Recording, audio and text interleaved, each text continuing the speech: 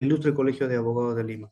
En esta oportunidad, con la coordinación con la ADA de San Martín de Porres, presidida por la doctora Fiorella Tito Mitma, nos honra presentar al doctor Roberto Omar Ugaz Sánchez, quien es abogado consultor del Ministerio de Trabajo y Promoción del Empleo, conciliador extrajudicial, egresado de la Maestría de Derecho de Trabajo y Seguridad Social de la Universidad Mayor de San Marcos, especialista en Derecho Laboral Empresarial, con amplia experiencia en el sector público y privado. El día de hoy nos toca la videoconferencia titulada Extinción del vínculo laboral.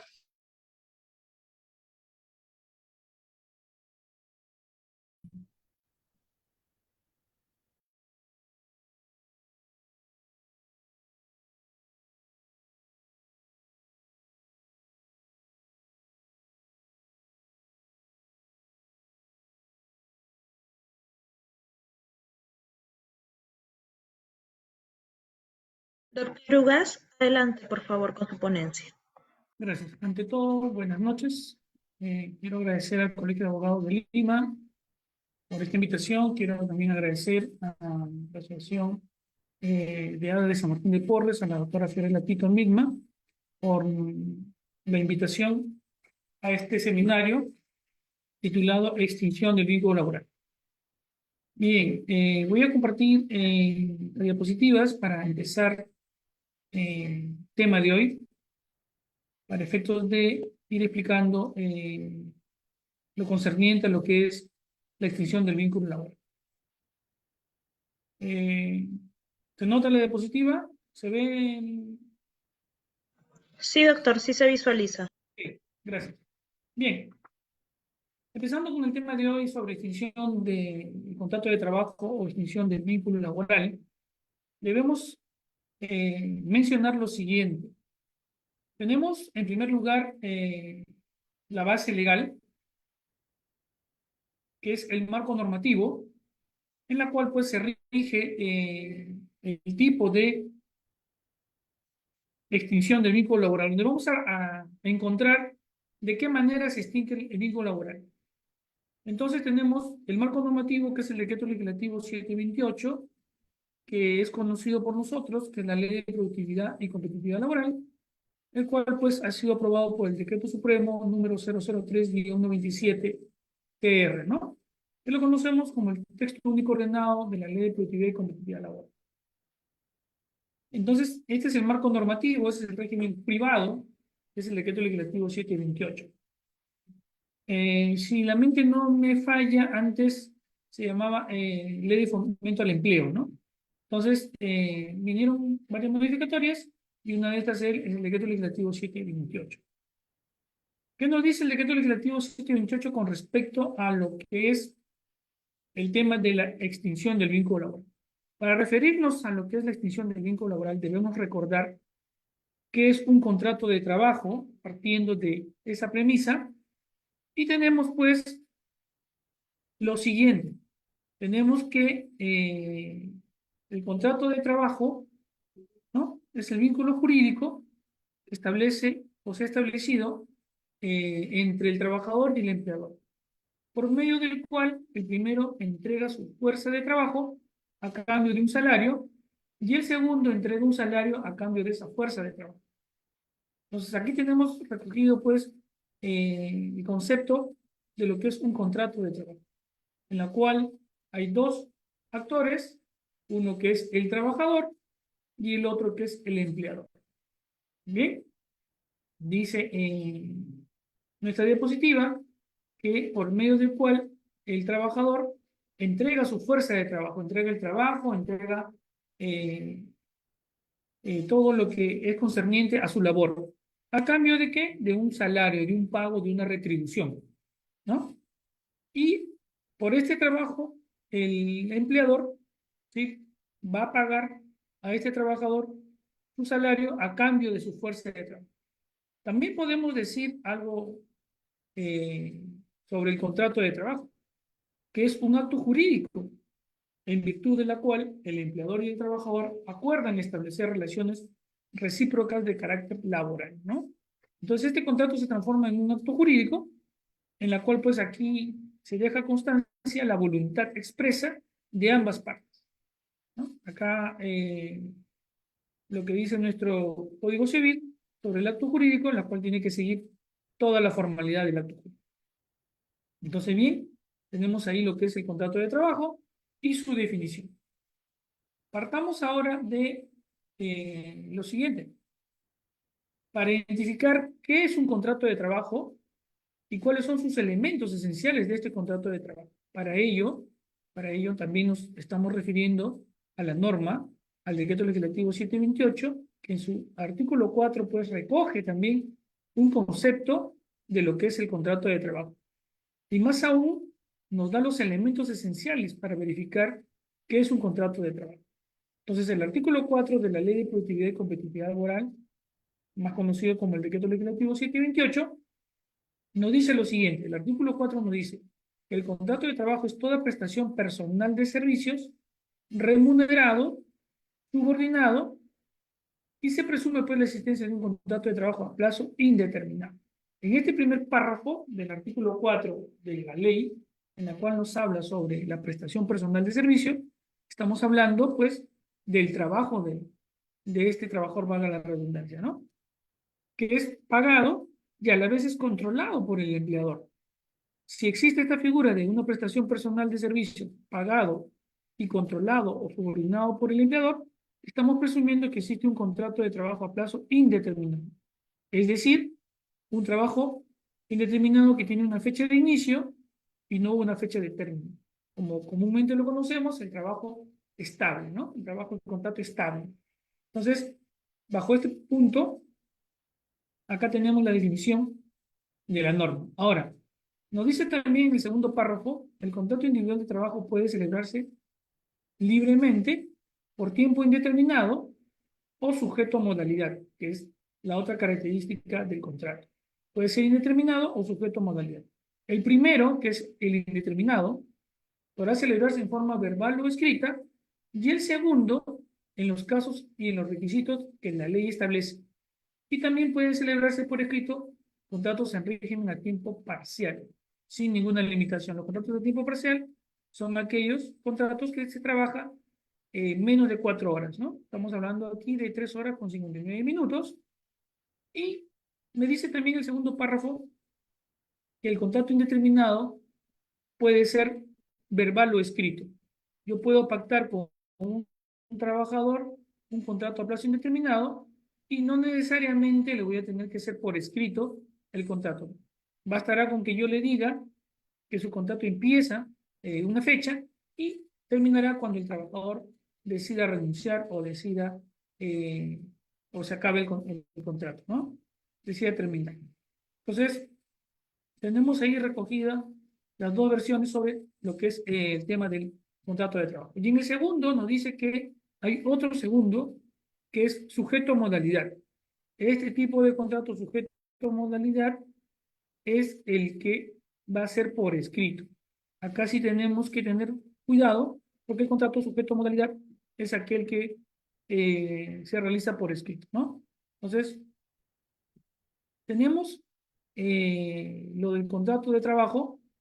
En este caso, en el segundo, en la cual nos indica que el contrato de trabajo sujeto a modalidad tiene que proceder por escrito, necesariamente tendría que ir ahí una fecha de inicio y una fecha de término, con los requisitos que la ley establece, ¿no?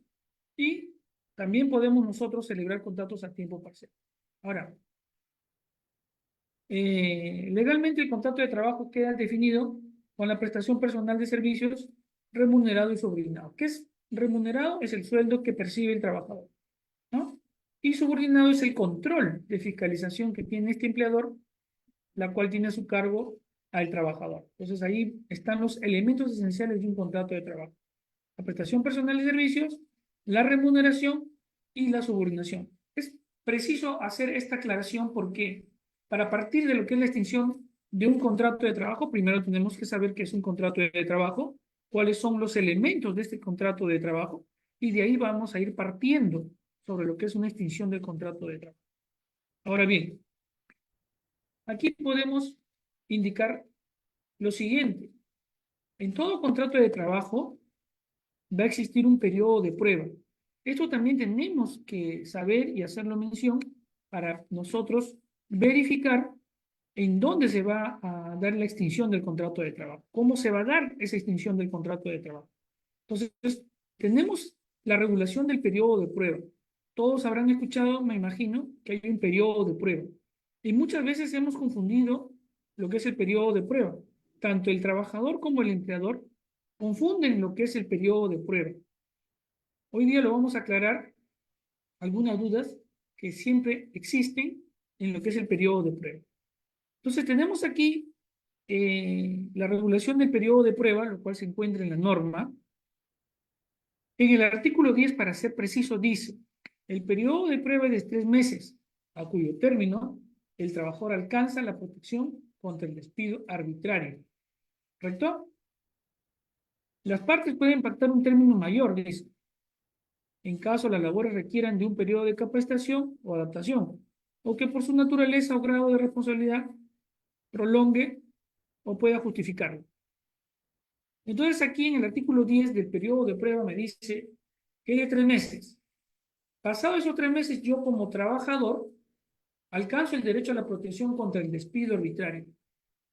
Es decir, una vez superado el periodo de prueba, si el empleador decide unilateralmente rescindirme el contrato o despedirme, yo estoy protegido contra el despido. Ahora, muchos empleadores tienen un concepto equivocado del periodo de prueba. El periodo de prueba no quiere decir que el trabajador esté fuera de planilla. El trabajador tiene que estar en planilla una vez ingresado, dice, al trabajo. El empleador tiene la facultad de ponerlo en planilla a las 72 horas de haber ingresado. Muchos empleadores confunden este punto y piensan que el periodo de prueba es no tenerlo al trabajador en planilla. Eso es incorrecto. Y muchos trabajadores confunden que el periodo de prueba es de que el empleador necesariamente tiene que tener al trabajador hasta que se cumpla el periodo de prueba. Aquí podemos precisar lo siguiente, que el empleador, una vez que el trabajador no supere el periodo de prueba, puede rescindir de sus servicios de este trabajador. Puede rescindir sus servicios a los 15 días, al mes, a los 2 meses o a los 3 meses. Entonces, aquí una vez que el empleador rescinda o extinga el contrato de trabajo al mes, a los 15 días o a los 2 meses, el trabajador no está protegido contra ese despido. Solamente ahí le alcanzarían los beneficios sociales hasta el tiempo laboral. No habría ahí una protección al despido, porque la ley es clara y me dice, una vez superado el periodo de prueba, de 3 meses. Es decir, si yo tengo aquí un contrato de trabajo que empieza de enero a diciembre, y yo supero el periodo de prueba de 3 meses, él tendría que pagarme un despido arbitrario. Poco a poco lo vamos a ir viendo cuando vayamos avanzando en la exposición. Solamente para tener una definición de lo que es el periodo de prueba. Y dependerá del tipo de contrato que tenga el pago indemnizatorio, ¿no? Si es un contrato indeterminado, será 1,5 sueldos por año, y si es un contrato sujeto a modalidad, será 1,5 sueldos por cada mes que faltaría terminar el contrato. Más adelante voy a hacer la precisión correspondiente. Entonces, tenemos aquí el periodo de prueba de 3 meses. Ahora, nos dice también que las partes pueden pactar un término mayor en caso las labores requieran de un periodo de capacitación o adaptación, o que por su naturaleza o grado de responsabilidad que tenga ese trabajador, tal prolongación puede resultar justificada. Y tenemos aquí el grado de prolongación o la ampliación del periodo de prueba, el cual necesariamente debe constar por escrito y no podrá extenderse en un conjunto con el periodo inicial de 6 meses en el caso de trabajadores calificados o de confianza, o de 1 año en el caso de personal de dirección. Es decir, el periodo de prueba de 3 meses puede ser ampliado siempre y cuando, ¿sí?, yo tenga un grado de responsabilidad. Este grado de responsabilidad será si es que yo soy un trabajador de confianza, ¿sí?, o soy un trabajador calificado. Entonces aquí se me puede ampliar ese periodo de prueba de 3 meses que al inicial se le hace a todo trabajador, y por mi responsabilidad yo podría tener un periodo de prueba de 6 meses. Y si yo tengo un cargo de dirección, digamos, jefe de finanzas, cargo en la cual pues esté adentro del organigrama de la empresa, entonces mi periodo de prueba se va a extender a 1 año. ¿Sí? Eso también hay que tenerlo preciso porque también vamos a hablar de del trabajador de confianza. Si es que ese trabajador de confianza, cuando se extingue el vínculo laboral, que es nuestro tema, recibe o no una indemnización. Entonces, eso lo vamos a ir viendo como vayamos avanzando. Entonces, para que quede claro y preciso, el empleador sí puede aumentar el periodo de prueba y este periodo de prueba necesariamente tiene que estar por escrito. Entonces, tenemos la precisión. Si no superas el periodo de prueba de los 6 meses y el trabajador es sacado de la empresa o despedido, solamente ahí no va a haber una protección contra el despido arbitral, porque tu periodo de prueba es de 6 meses. Y en el caso del trabajador de confianza, de la misma manera, tendrían que superar el periodo de prueba para poder tener el pago indemnizatorio. Entonces acá está recogido lo que es el periodo de prueba y insisto en eso. Tendría que pasar los 3 meses si este trabajador tiene ese periodo de prueba o en su defecto los 6 meses o el año correcto. Entonces, dicho esto, continuamos con la exposición. Aquí entramos ya a la definición concreta de lo que es la extinción del contrato de trabajo, ¿no? Y esta definición lo hemos recogido del doctor Arce Ortiz Elmer, en la cual pues hace mención a lo que es la definición de una extinción del contrato de trabajo, ¿no? Entonces, como bien tenemos ahí, nos dice que se supone la ruptura definitiva del vínculo obligacional entre el trabajador y el empleador, la terminación de la relación, cesa la obligación empresarial, es decir, del empleador, de seguir abonando la remuneración, así como cesa la obligación del trabajador de seguir prestando sus servicios. Aquí podemos también definir algo. Esta definición supone la ruptura definitiva entre el trabajador y el empleador y también podemos recoger aquí que hay una suspensión perfecta de labores. Una suspensión perfecta de labores es aquel que cesa la obligación del empleador de pagar la remuneración y cesa la obligación del trabajador de prestar esos servicios. Entonces, la extinción de la relación jurídica laboral supone pues el término definitivo que liga jurídicamente entre las partes, ¿no? El vínculo obligacional entre el trabajador y el empleador, teniendo pues como efecto jurídico el cese definitivo de las prestaciones laborales. Entonces, bajo esta premisa, se puede identificar los tipos de causa de la extinción de una relación laboral, ¿no? Y podemos definir aquí también las causas derivadas unilateralmente de las partes, las causas comunes de la voluntad de las partes o las causas ajenas de la voluntad de las partes. Entonces tenemos aquí recogido en este concepto lo que es la extinción del vínculo laboral, ¿no?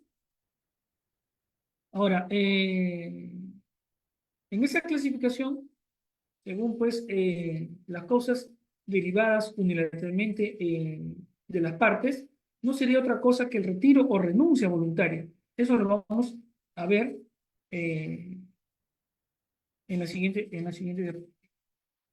Entonces acá vamos a entrar de lleno ya lo que es la causa de extinción del contrato de trabajo. Pueden darse por varios motivos la causa de extinción del contrato de trabajo. Podemos ver ahí en la filimina que nos dice lo referente a lo que es pues el tema del fallecimiento del trabajador, nos dice ahí la renuncia, ¿no? La terminación de la obra o servicio o del cumplimiento, ¿sí? Entonces, tenemos ahí pues recogido que la extinción puede darse por estos motivos, ¿no? Entonces, ¿qué tenemos por el fallecimiento del trabajador? Tenemos por fallecimiento del trabajador o del empleador Recuerden ustedes que el empleador podría ser una persona natural también, ¿no? El trabajador puede estar contratado por una persona natural con negocio o puede también estar contratado por una persona jurídica. Entonces, el fallecimiento del trabajador o del empleador puede ser que el trabajador fallezca o puede ser que también fallezca el empleador. Entonces, se extingue el contrato de trabajo por el fallecimiento del trabajador, así como la muerte del empleador. Si esta es una persona natural, sin perjuicio de que por común acuerdo con los herederos, el trabajador puede convenir en que permanezca un breve plazo en el trabajo o a efectos de que los herederos asuman pues el pago de la liquidación o asuman también el negocio, ¿no? O en todo caso tendrían que asumir el pago del trabajador.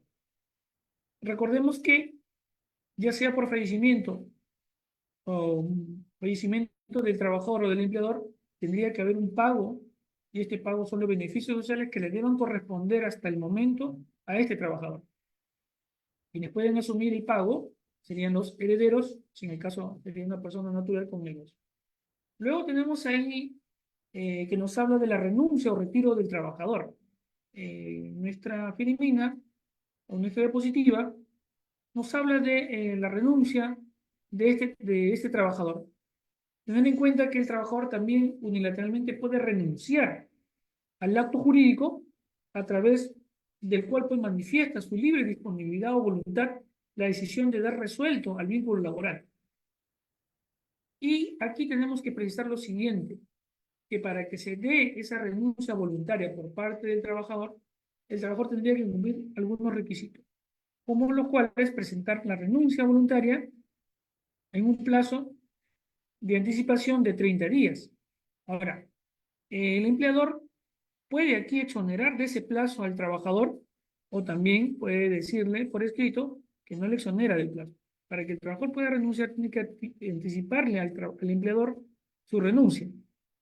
Porque de lo contrario, ingresaríamos a unas causales como abandono de trabajo. Si este trabajador no hace su renuncia, tal como indica la norma, podría estar en una causal por despido. Y esta causal por despido sería pues el abandono de trabajo. Entonces, para que se dé el retiro voluntario, este trabajador tendría que presentar su renuncia con 30 días de anticipación y el empleador tiene la potestad de poder exonerarle de ese plazo.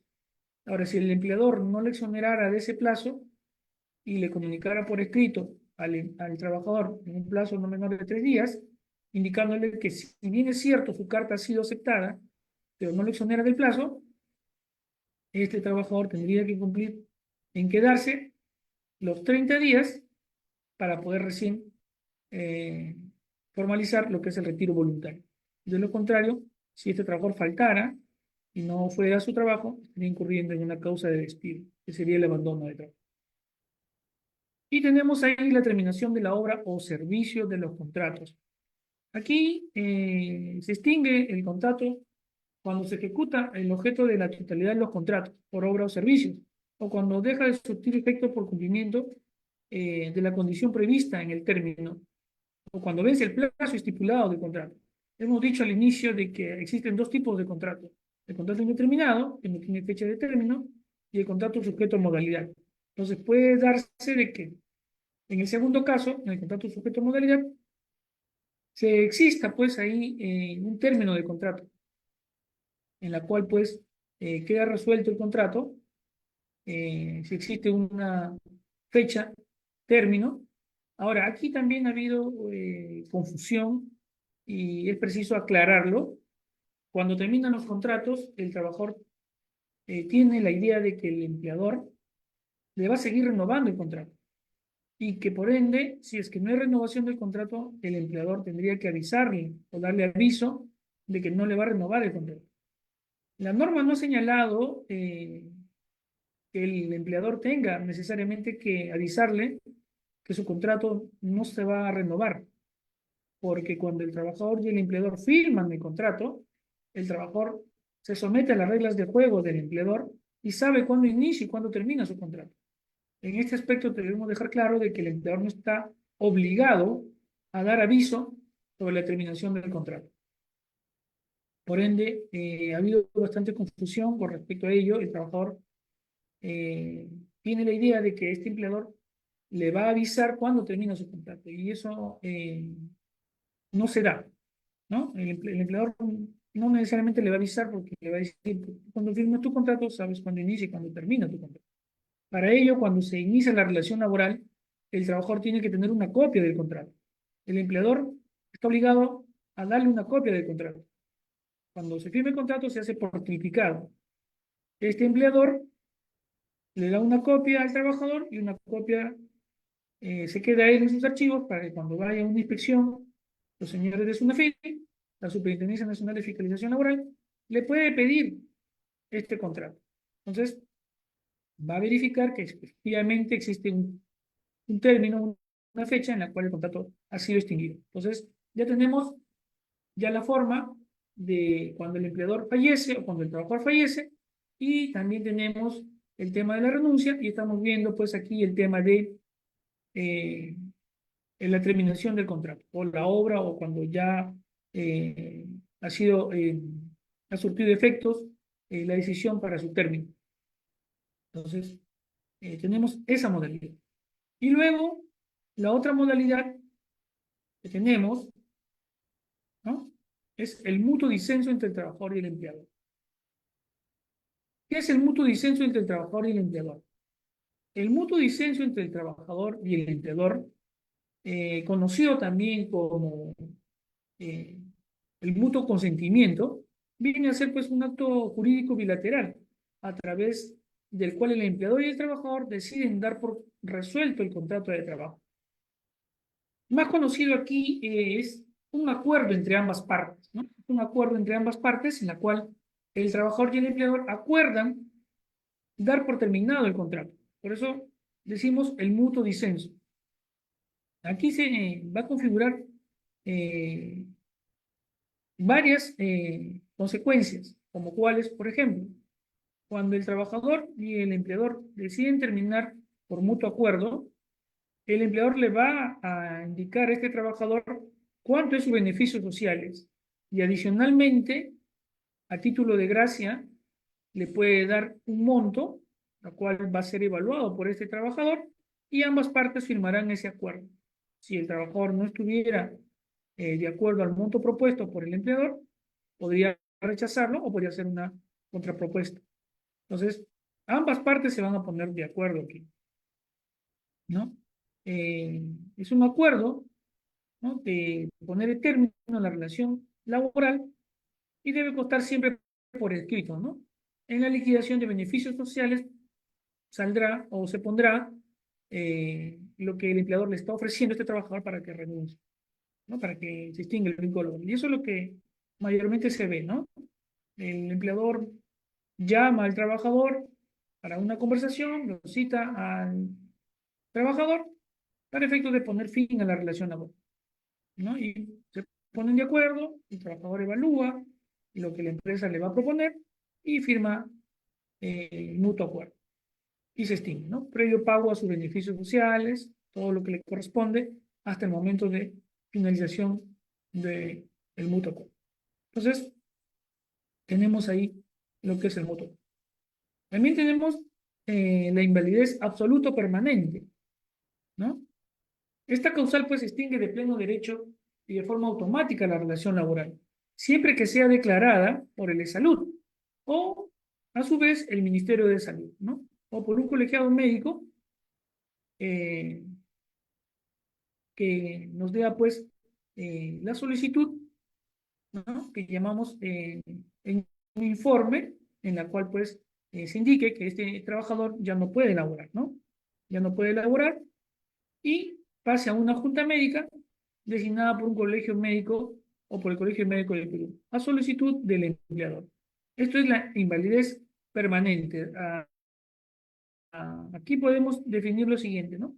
Muchas veces el trabajador ya no puede laborar por ciertas condiciones. Puede ser que tenga una enfermedad terminal, puede ser de que haya sufrido un accidente de trabajo y le imposibilite de nuevo a trabajar, le imposibilite de incorporarse a su centro de labores, y por lo tanto ya los descansos médicos superan y el trabajador podría entrar a una comisión médica en la cual ellos den el informe si el trabajador tiene una invalidez permanente y de esa manera se pone fin al vínculo laboral. Recordemos que este trabajador no es despedido, no está siendo despedido, solamente se está poniendo fin al término de la relación laboral por su condición. Puede haber sufrido un accidente, puede ser que haya tenido o tenga una enfermedad incurable y ya no va a poder seguir laborando.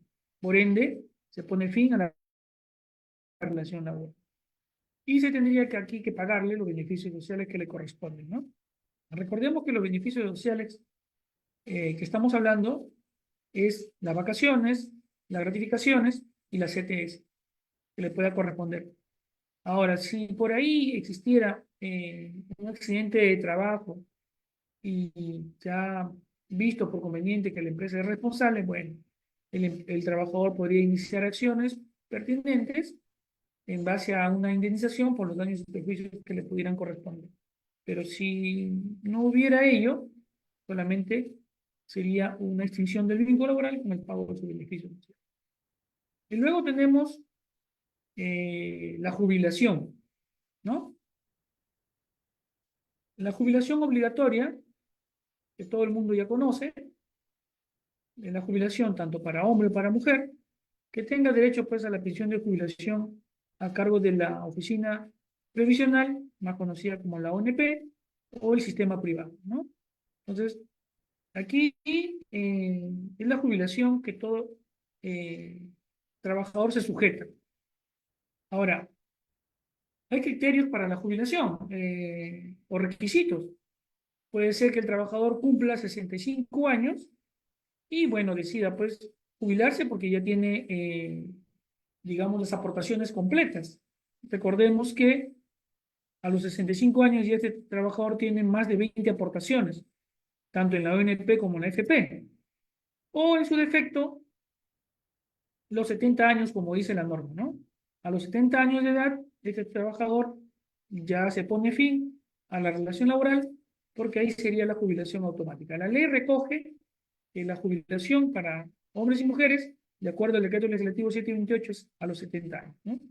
Pero podría darse caso de que este trabajador, al cumplir los 65 años y teniendo sus aportaciones completas, decida jubilarse y poner fin a la relación laboral. Entonces, aquí está recogido el tema de lo que es la jubilación y por ese lado se extinguiría pues el contrato de trabajo. ¿Ya? Entonces, el trabajador que cumple con la edad y aquí le...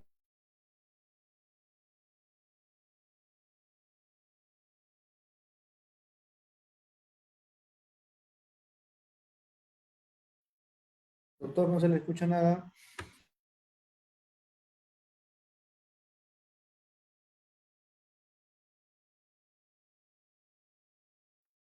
Doctor, su audio, por favor.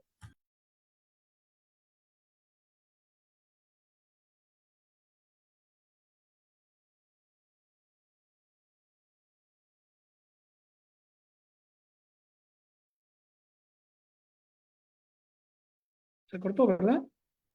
Sí, doctor, sí. Ahora sí retomamos conexión con usted. Voy a volver a compartir la pantalla, ¿ya? Por favor. Ya. Entonces, continuamos con el tema de la jubilación, ¿no? Salvo, dice la norma también, pacto en contrario, ¿no? Si es que han pactado, no existen documentos en la cual, pues, el trabajador tendría derecho a reclamar su despido. Entonces, también tenemos aquí ya entrando a lo que es el tema del despido. Aquí sí, pues, va a haber todo un esbozo completo del tema del despido, las consecuencias. Vamos a entrar aquí también de lleno a hablar las modalidades, los requisitos de lo que es el tema del despido. Y aquí nos dice que el tema del despido, en los casos y formas permitidos por la ley, ¿no? ¿Qué es el despido? Pues es un acto unilateral del empleador, ¿no? Es un acto constitutivo, es un acto receptivo, ¿no? Que produce pues la extinción contractual, la extinción del vínculo laboral. Entonces, son los despidos en los casos y formas permitidos por la ley. Aquí es una decisión, pues, unilateral del empleador, del cual se va a dar por resuelto o extinguido el vínculo laboral. Puede ser justificado, puede ser, hay varios tipos de despido, que lo vamos a ir viendo. Tenemos aquí, pues, también la terminación o de la relación laboral por causa objetiva en los casos tomados o permitidos o lo que nos indica la ley, ¿no? Tenemos el caso fortuito, fuerza mayor, tenemos los motivos económicos y tecnológicos y tenemos, pues, la disolución de la empresa, ¿no? Disolución de la empresa y la liquidación de la misma.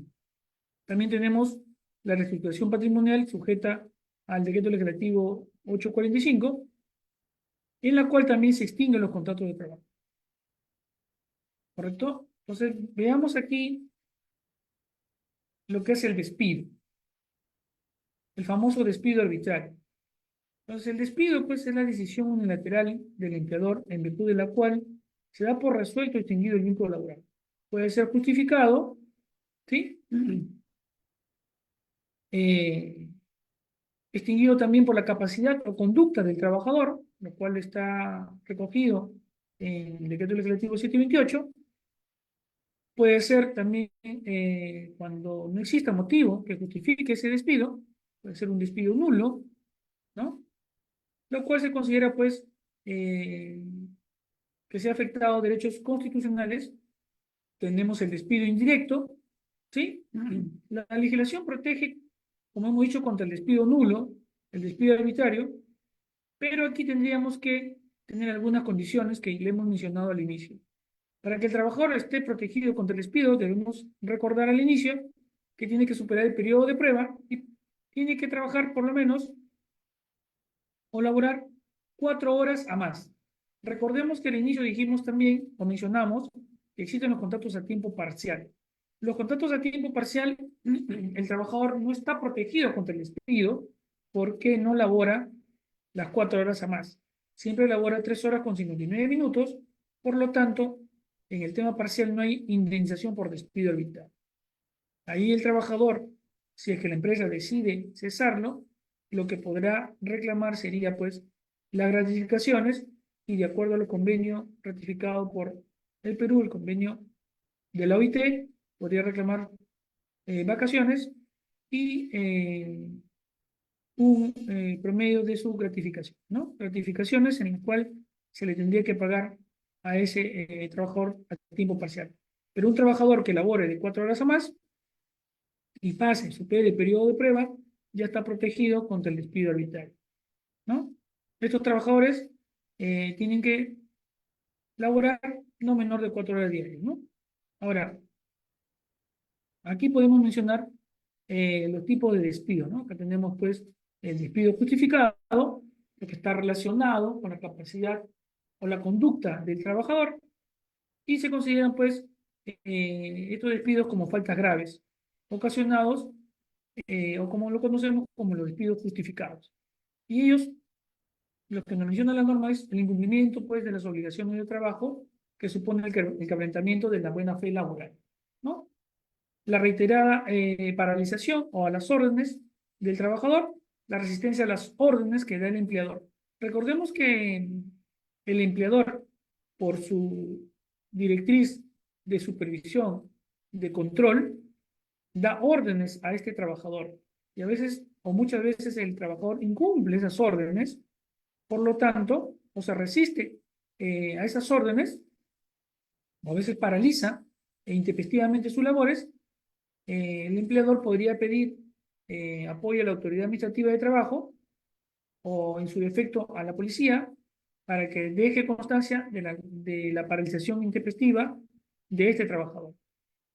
Entonces, con ello se configura, pues, un despido justificado, ¿no? Este trabajador muchas veces no cumple las órdenes de su empleador. Por ende, el empleador lo despide justificadamente, ¿no? Justificadamente. Entonces, tener ahí los motivos de los cuales, pues, el empleador puede despedir a este trabajador. Entonces aquí vamos a entrar al tipo de despido, ¿no? Existen pues 4 clases de despido. El despido justificado, en la cual va a haber una causa y un procedimiento. El despido arbitrario, en el cual no existe ninguna causa, no se puede probar esa causa. Los despidos indirectos, como el acto de hostilidad, y el despido nulo, la cual lesiona derechos fundamentales. Y la ley, o perdón, el tribunal ha recogido 2, de acuerdo, el despido incausado y el despido fraudulento, ¿no? Lo cual lo vamos a desglosar. Entonces, acá tenemos, pues, los tipos de despido, ¿no? Y estábamos mencionando uno de ellos, que era el despido justificado, en la cual, pues, se consideran faltas graves que ocasionan este despido. Hemos dicho que una de ellas es el incumplimiento de la obligación laboral o del trabajo, la cual pues va a quebrantar la buena fe laboral, o la reiterada órdenes o resistencia a las órdenes por parte de este trabajador.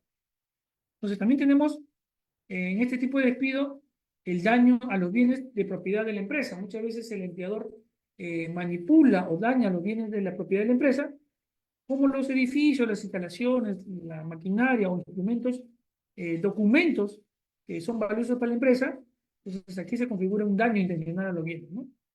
Y recordemos que hablamos también del tema de la renuncia voluntaria, ¿no? La renuncia voluntaria que vimos, la extinción. Entonces aquí podemos definir un tema de despido justificado cuando el trabajador abandona el trabajo por más de 3 días consecutivos, ¿no? Aquí se configura pues una falta. Este trabajador que no va a la empresa a trabajar y no justifica su falta, entonces el empleador puede tomar la decisión de poder despedirlo, ¿no? El abandono de trabajo por más de 3 días consecutivos se configura pues una falta del trabajador, no comunica su ausencia directamente a través de sus familiares o otras personas y por ello puede ser despedido. O también, ¿no? Las incurrencias injustificadas por más de 5 días en un periodo de 30 días calendario, ¿no? Entonces aquí tenemos pues que este trabajador falta y puede ser despedido, ¿no? Puede ser despedido. Ahora, también tenemos aquí la disminución. Muchas veces el trabajador baja en su rendimiento de sus labores, los cuales tienen que ser verificados, y también pues aquí se puede dar un tema de un despido justificado, ¿no? El empleador, al ver que el trabajador ya no rinde como antes, ya no trabaja como debiera laborar, se puede configurar aquí un despido justificado. O también puede darse la apropiación de los bienes. Muchas veces los trabajadores se apropian indebidamente de los bienes de la empresa que están en custodia del empleador y este empleador podría rescindir del contrato y despedirlo justificadamente, ¿no? O también se da la figura de que este trabajador entregue información a otras personas, a la competencia o terceros, ¿no? Y causa un perjuicio o una competencia desleal al empleador. Por ende, aquí también tendríamos, pues, un tema de un despido justificado.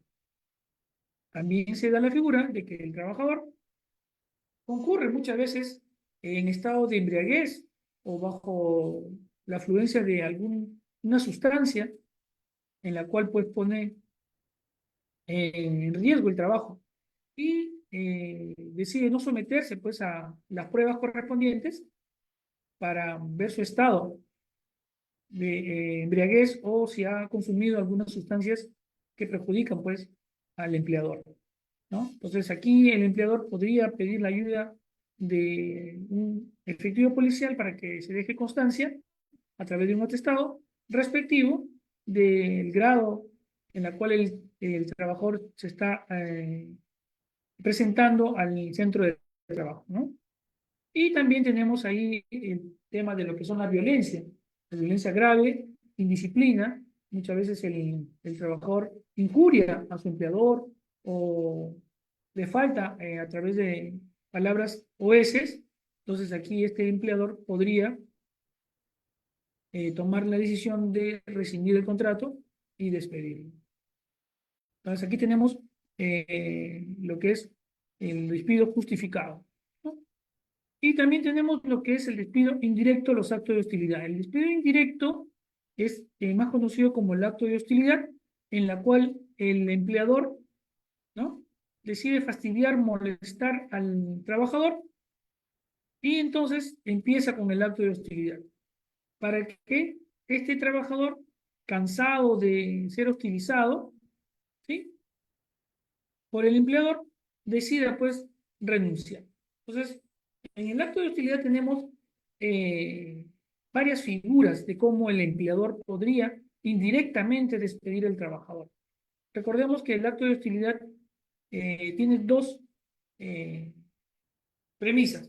O bien el trabajador denuncia el acto de hostilidad frente a la Superintendencia Nacional de Fiscalización Laboral, más conocida como SUNAFIL, o simplemente hay algunos trabajadores que aguantan, digámoslo así, por no perder el trabajo, la hostilidad que este empleador viene haciendo.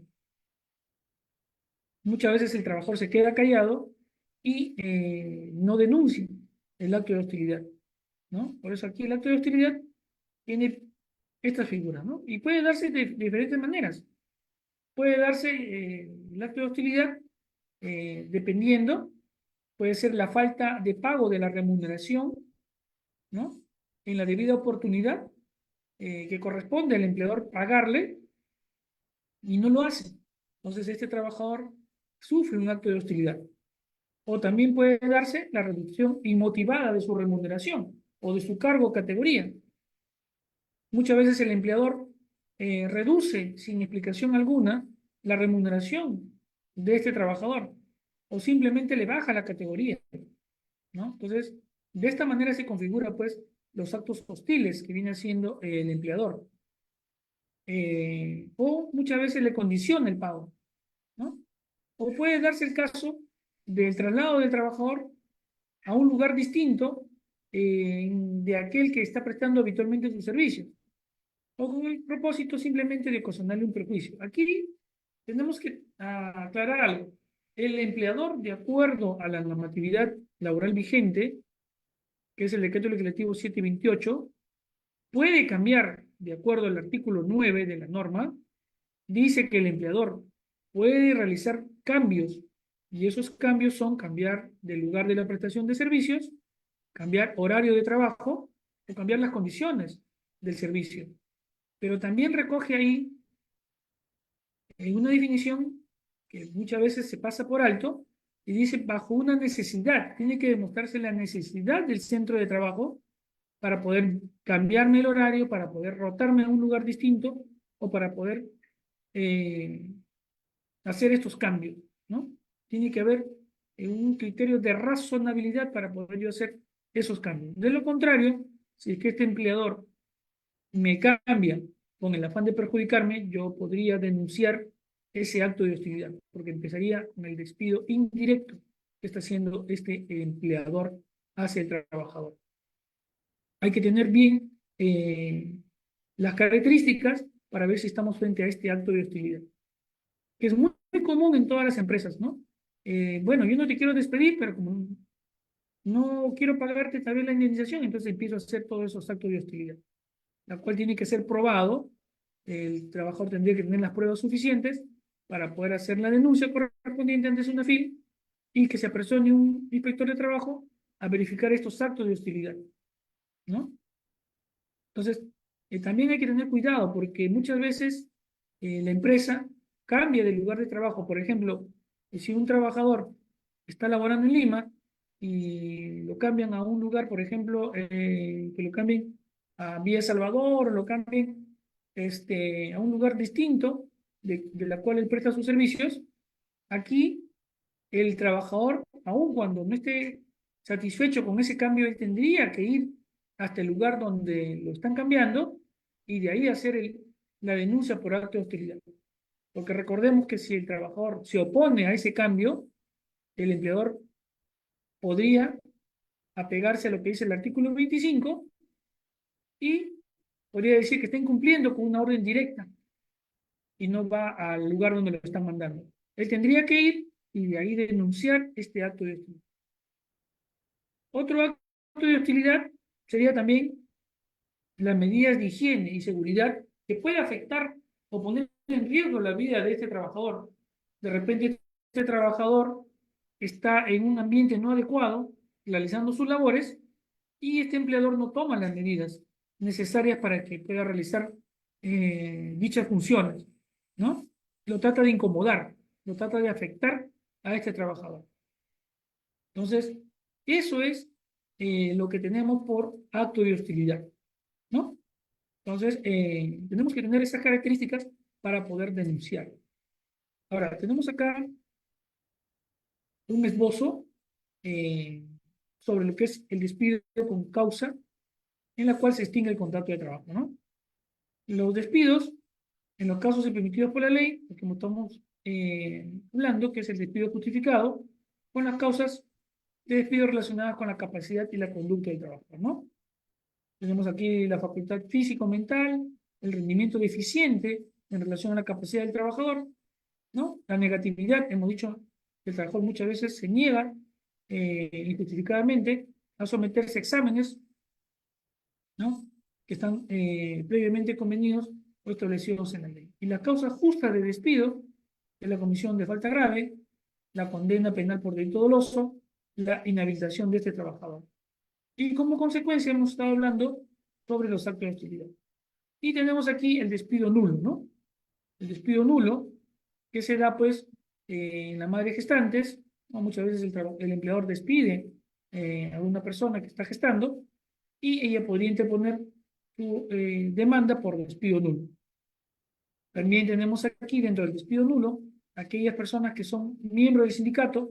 Muchas veces la empresa no quiere que hagas un sindicato y decide despedirlo al secretario general por la misma condición de que está en el sindicato y este trabajador podría pues iniciar medidas legales y podría reclamar lo que es el despido nulo. Entonces tenemos ahí lo que es los temas del despido y entonces tenemos ahí lo que es el despido nulo y el despido arbitrario injustificado, ¿no? Asimismo, pues, este despido se trata, pues, de un despido por causales no previstas en las normas legales vigentes, ¿no? Ahora, una vez que se decida poner, ya sea por despido arbitrario, por despido indirecto demostrado al trabajador, se tiene que pagarle los beneficios sociales a este trabajador. Por ende, si es que este trabajador es despedido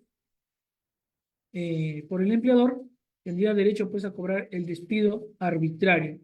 ¿Y qué es el despido arbitrario? Como hemos dicho, es un resarcimiento que le corresponde al trabajador por haberlo despedido. Si tiene un contrato indeterminado, este trabajador podrá cobrar un sueldo y medio por cada año trabajado, y si tiene un contrato sujeto a modalidad, si es que el contrato es de enero a diciembre y lo despiden en el mes de julio, este trabajador tendría que reclamar un sueldo y medio por los meses que faltan terminar su contrato de trabajo, ¿no? Ahora, como hemos dicho también, para que exista pues el tema del despido, tiene que haber una inmediatez y razonabilidad y proporción a la medida. ¿Qué quiere decir esto? Que yo no puedo despedir a un trabajador simplemente por el hecho de que llegó tarde, ¿no? Yo tendría que tener un criterio de razonabilidad para poder despedirlo.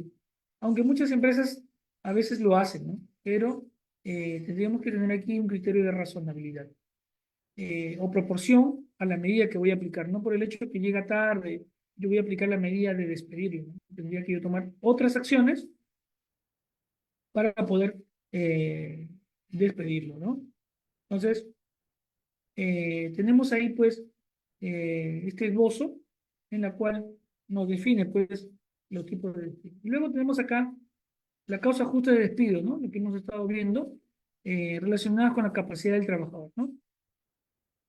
Sus deficiencias físicas o intelectuales, las deficiencias físicas o mentales que pueda tener, ¿no? Debidamente comprobado el certificado por el Ministerio de Salud, el rendimiento deficiente o la negativa que hemos dicho de poder pasar un examen médico. También hay despido por condena penal o por delito doloso. Muchas veces el trabajador es sentenciado o condenado y el empleador pues conoce de tal hecho, ¿no? Y de esta manera pues también se extingue la relación laboral, ¿no? La comisión de falta grave, la condena penal por delito y a veces también al trabajador es inhabilitado, ¿no? Justifica pues ahí el despido de este trabajador. Recordemos pues que este trabajador ha sido condenado y por ende ya no podría seguir laborando, ¿no? Ya no podría seguir laborando y entonces se extingue la relación laboral. Extingue la relación laboral y tendría derecho pues a sus beneficios sociales sin el tema del despido. Entonces, tendríamos que ver ahí lo que es el tema pues del pago de sus beneficios sociales. Ahora, recordemos que cuando estamos hablando de tema del despido, tendríamos que ver si este trabajador supera pues el periodo de prueba y con ello pues podríamos pedir la indemnización correspondiente. Ahora, hemos hablado del despido fraudulento y el despido incausado. Recordarán ustedes que el tribunal pues sacó estos dos tipos de despido, el fraudulento y el incausado, y nos basamos básicamente en un recordatorio ahí de dos casaciones, parece si la mente no me falla, la casación de Janus Huasco y los trabajadores de Fregatel, que son de Telefónica, ¿no? En la cual pues demandaron el despido incausado y el despido fraudulento, ¿no? Estas dos casaciones son las que se amparan en estos tipos de despido que el Tribunal Constitucional se amparó en estos dos despidos que está recogido en estas dos casaciones, ¿no? Bueno, aquí hemos hablado pues del despido relacionado con la conducta. Hemos dicho ya que es la falta que el trabajador comete, ¿no? El incumplimiento de sus obligaciones, la reiterada paralización y los días de falta. Ahora bien, tenemos aquí que precisar también lo siguiente. En el tema de la extinción del vínculo laboral, muy aparte de lo que es las indemnizaciones correspondientes, un trabajador cuando es despedido también podría reclamar los daños y perjuicios que le ocasionan este despido, como por ejemplo el lucro cesante, el daño emergente, debidamente comprobados. Una vez que el trabajador es despedido, pues no va a poder pagar o solventar sus gastos que normalmente tiene. Por lo tanto, podría pues pedir esa indemnización, ¿no? Aparte del sueldo y medio por año, él podría pedir indemnización por ese despido, ¿no? Estamos hablando aquí de los daños que ocasionan ese despido, el lucro cesante, el daño emergente, el daño psicológico también podría reclamarlo, ya que recordemos que el trabajador muchas veces labora no solamente un año, 2 años, labora 10 años, 20 años, y se le tendría que pagar los daños habidos y por haber, ¿no? Lo que ha recogido la norma, que es el daño psicológico, el lucro cesante y lo que él deja de percibir normalmente por despido que se le ha ocasionado. ¿Sí? Entonces, aquí vamos a ver lo que es el despido justificado, ¿no? Entonces son el despido del procedimiento, de la falta y la inmediatez. El empleador tendría que dar una carta de preaviso a este trabajador que va a ser despedido si ha cometido una falta. Aquí es importante resaltar lo siguiente: cuando el trabajador es despedido por una falta que se encuentra tipificada en el artículo 25 de la norma, el empleador está despidiendo por un despido justo, tendría que seguir un procedimiento para poder despedirlo a este trabajador. Y este procedimiento es el siguiente: tendría que imputarle una falta, la cual el trabajador haya cometido, y cursarle una carta de preaviso de despido. Una carta de preaviso en donde le indique cuál es la falta que este trabajador haya cometido y también sustentarle con la documentación correspondiente. porque no solamente basta con imputarle la falta, sino tiene que probar que existió esa falta. Entonces el empleador tiene que probar que ese trabajador cometió esa falta.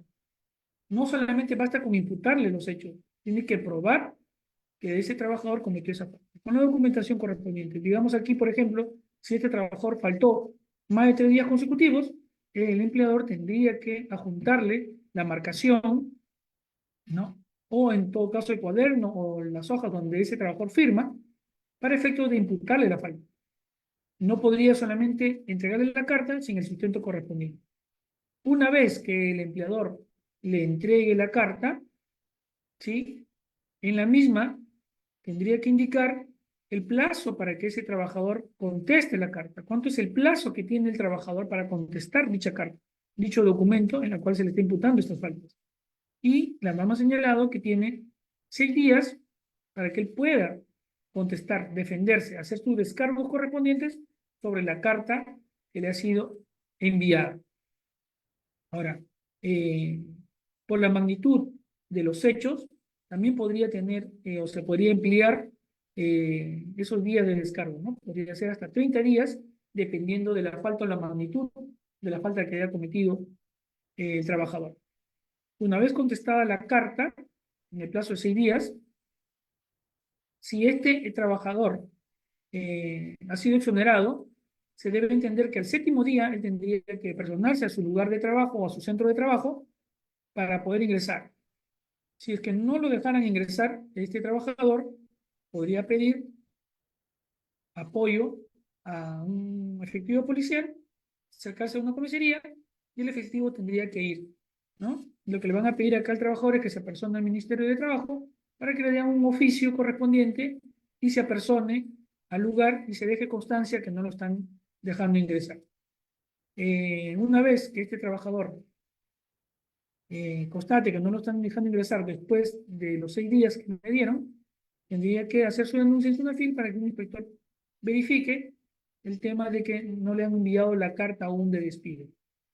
El empleador lo que tendría que hacer es mandarle o enviarle la carta de despido al trabajador y con ello pues el trabajador tendría que acudir a la vía judicial para efectos de que inicie su demanda por despido arbitrario, ¿no? Si es que considera que fue un despido arbitrario y tiene los medios suficientes para aprobar, tendría que hacer su proceso judicial. Ahora bien, aquí también puede darse otro aspecto, ¿no?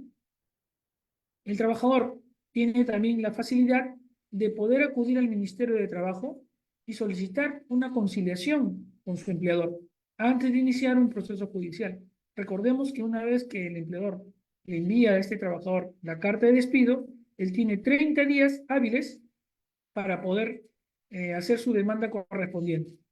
Pasado esos 30 días, este trabajador ya no podrá reclamar la indemnización por despido ni los daños y perjuicios ocasionados de ese despido.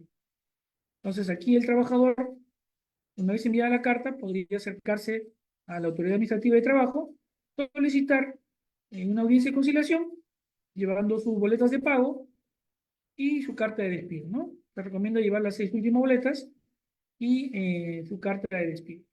Lo que van a hacer aquí los señores del Ministerio de Trabajo es enviarle o pasarle el servicio de liquidaciones, sacarle su liquidación correspondiente, incluido su indemnización por despido arbitrario, y automáticamente le darán facilidades para que sea recogido en el servicio de conciliaciones y pueda ser citado su empleador y el trabajador para que lleguen a un acuerdo. De llegar a un acuerdo, en esta etapa, se levantará un acta de conciliación en la cual el trabajador acepta las condiciones que el empleador le pueda poner en cuanto al pago, al monto o a las fechas correspondientes y se levantará un acta. De no haber acuerdo, se levantará un acta sin acuerdo o en su defecto el trabajador podrá iniciar pues su demanda ante el Poder Judicial. Entonces aquí tenemos el esbozo del procedimiento de una causa justa de despido, ¿no? El empleador puede exonerar al trabajador, dice también, de la asistencia al centro de trabajo, ¿no? Eso es cuando le manda la carta de preaviso de despido. Puede ser que lo exonere, esos 6 días se le va a pagar, ¿no? Se le va a reconocer su remuneración, o puede ser de que no lo reconozca o no le dé la exoneración de esos 6 días, ¿no? Aquí hay que tener bastante también cuidado porque el empleador, si no apunta, como hemos dicho, los medios probatorios, este trabajador no puede realizar su descargo correspondiente y se estaría vulnerando su derecho a la defensa, ¿no? Su derecho a la defensa. Entonces acá tenemos lo que hemos estado recogiendo, los 3 días consecutivos, si ha faltado los más de 3 días consecutivos. Tenemos aquí también, si en un periodo de 15 días calendarios, este trabajador faltó, ¿no? Ahora, para que se pueda despedir aplicando la razonabilidad a este trabajador, lo que tendrían que hacer el empleador es tomar aquellas previsiones o medidas que se puedan adoptar disciplinariamente a este trabajador. Puede ser el caso que este trabajador en reiteradas oportunidades ha llegado tarde o ha faltado o ha habido algún problema dentro de la empresa y el empleador podría tomar estas acciones como amonestaciones verbales, ¿no? Llamarlo a su oficina, indicarle cuál ha sido el motivo de la falta. Puede también tomar las acciones como amonestaciones escritas y ya vendría una tercera que serían las suspensiones, ¿no? Puede ser una suspensión de un día sin goce de haber.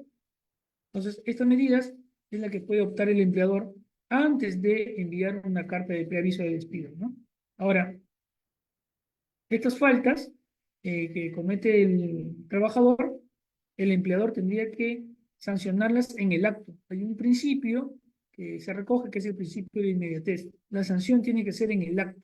No podemos dejar pasar varios días y después tratar de sancionarlo al trabajador por una falta que ya ha cometido y que ya ha pasado ya varios días, ¿no? La sanción tiene que ser en el acto, nos dice el principio de inmediatez.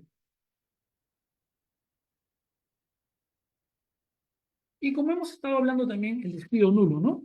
Despido nulo, en la cual el trabajador tiene derecho a la indemnización o a la reposición, ¿no? Aquí recogemos de que este trabajador, una vez que se demuestre el despido nulo, la cual pues tiene, hemos dicho, la afectación directa de los derechos constitucionales, ¿sí? Este trabajador puede iniciar su demanda de reposición, es decir, que se le reponga al lugar de trabajo bajo las mismas condiciones en la cual ha sido afectado. Entonces, o en su defecto, podría pedir la indemnización por despido, ¿no? Aquí podría el trabajador decidir sea por la reposición o por la indemnización. No podría pedir los dos, tendría que pedir bien su reposición o la indemnización, ¿no? Aquí la acción de nulidad se requiere cuando menos uno de los motivos señalados en la norma, ¿no? Ahora, el juez podría ordenar o declarar fundada la demanda de nulidad de despido y ordenará pues el pago de las remuneraciones dejadas de percibir desde la fecha que se produjo eh, la afectación del trabajador, ¿no? Entonces, tenemos aquí lo que es el despido nulo, en la cual el trabajador podría repetir su reposición o su indemnización correspondiente. Y lo que hemos hablado del despido indirecto, los actos de hostilidad que hemos ya mencionado, ya los actos de hostilidad. Acá tenemos el despido incausado, el despido que hemos dicho, ¿no?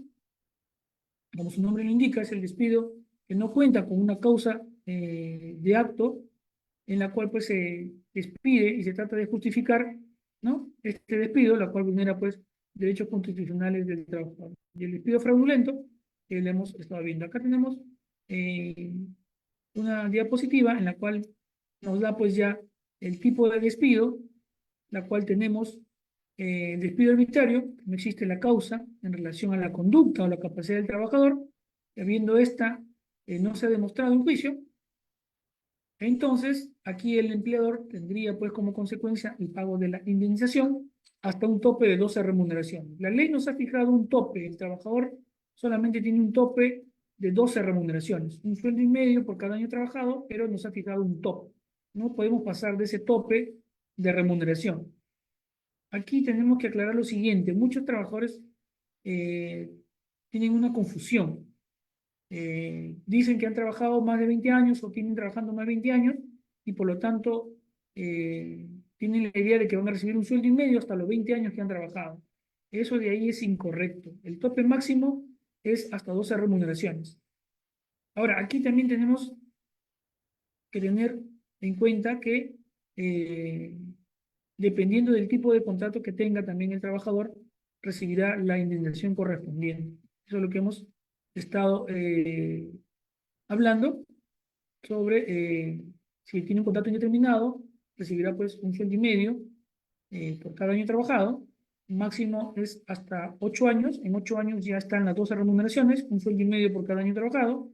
Y si tuviera un contrato sujeto a modalidad, un sueldo y medio por cada mes que falte terminar su contrato, ¿no?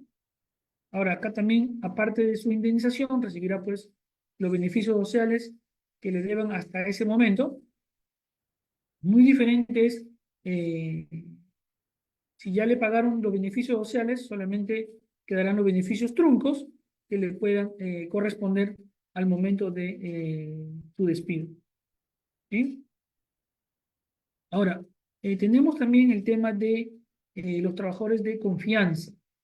Recordemos que al inicio de la exposición empezamos a hablar sobre el periodo de prueba y que este periodo de prueba se expandía o se extendía cuando eras un trabajador de confianza y un trabajador de dirección. Entonces recordemos que el Pleno Jurisdiccional ha recogido de que el séptimo Pleno Jurisdiccional ha recogido de que al trabajador de confianza, si es que este trabajador de confianza ingresa directamente al cargo de confianza, no le correspondería una indemnización por despido arbitrario. Eso es lo que ha recogido el Pleno Jurisdiccional. El séptimo Pleno es preciso en eso y dice que a este trabajador de confianza no le corresponde pago de indemnización. Pero también recoge lo siguiente, dice que si el trabajador se gana ese puesto, digamos, empezó con un cargo menor y él a través de su condición de profesión, a través de su capacidad, se gana ese puesto, lo ascienden y forma parte de un trabajador de confianza. Si el empleador decide retirarle esa confianza, el empleador tendría dos opciones. O regresa a este trabajador a su puesto anterior, digamos de analista, por ejemplo, y luego ascendió de cargo, este empleador tendría que regresarlo a su puesto anterior y continuar con el trabajo. Pero si es que él decide sacarlo, tendría que pagarle la indemnización correspondiente, que equivaldría a un sueldo y medio por cada año de trabajo. Entonces, eso es los trabajadores de confianza, que así ha recogido el Pleno Jurídico. Por mi parte, eso sería todo. Estoy llanos a escuchar sus preguntas para poder responder. Muchísimas gracias. Por mi parte, sería todo. Muchísimas gracias.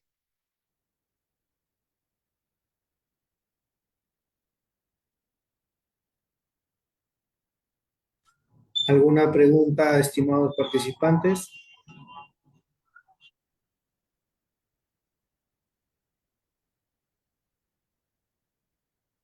Bueno, en vista de que no hay ninguna pregunta, vamos a dar pase a la presidenta de la ADA de San Martín de Porres, la doctora Fiorella Tito Mita.